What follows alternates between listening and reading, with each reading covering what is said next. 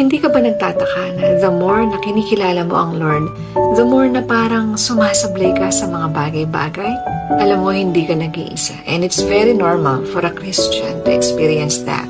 Sabi sa word ng Lord, God is light. And in Him, there is no darkness at all.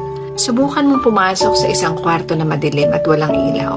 Hindi mo malalaman kung marumi yun o malinis, tama ba?